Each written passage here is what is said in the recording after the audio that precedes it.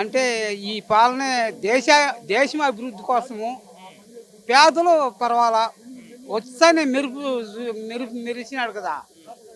మనిషికి 4,000 పింఛన్ ఇచ్చే కాకుంటే మంచి పనులు చేస్తాడు ఈయన. కాబోయే సీఎం ఈయన. లోకేష్ గారా? ఆ, ఆయన జాతకం అంతా బాగుందా? బాగున్నది. కాకుంటే జనంలోకి దూసుకుపోవాలా. దూసుకుపో, నీ ప్రభుత్వం కదా. ఓ వారం వారం ఒక వారం అని ఎంచుకో, ప్రజల్లోకి రా, ప్రజల కష్ట నష్టాలు తీర్చు. ఏమే, నీకు ఎవరికి ఏం కావాలన్నా ఎవడొచ్చి నిన్ను కలుసుకుంటాడో వాడికల్లా సహాయం చెయ్యి.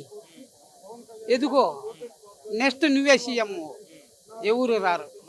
చంద్రబాబు నాయుడు తక్కువ పట్టినాడు, కానీ ఆయన మంచి పాలనే అయింది.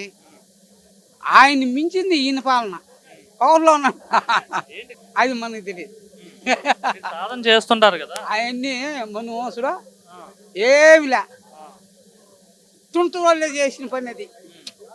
ఇప్పుడు ఈయన కాడుండే మనుషులు ఎట్లా పియ్యాలంట, వాళ్ళంట, వీళ్ళంట ఎట్లా చేస్తున్నారో, ఈయన గబ్బట్టిస్తున్నారో అట్నే ఆయన్ని గబ్బట్టిస్తున్నారు అంతే. ఎవరో చంద్రబాబు పర్వాలా.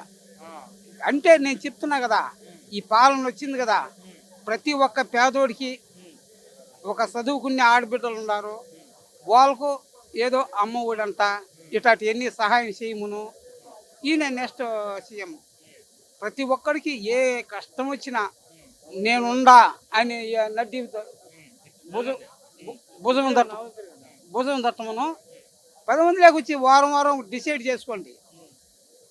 అంతే కదా, ఒక వారం కానీ డిసైడ్ చేసుకోండి, 10 మందిలోకి రాండి, వాళ్ళ కష్ట నష్టాలు అడిగి కనుక్కొని తెలుసుకోండి. అదే పాలన, మంచి పాలన. వాళ్ళకి తెలియాలా, వాళ్ళ పిఎల్కి తెలియాలా.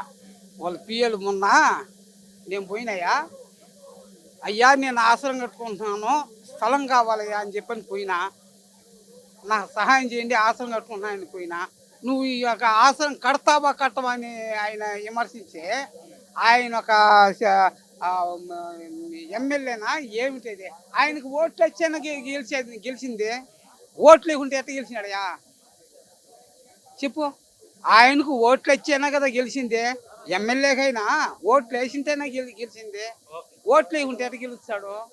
కాబట్టి సరిపోతున్నది.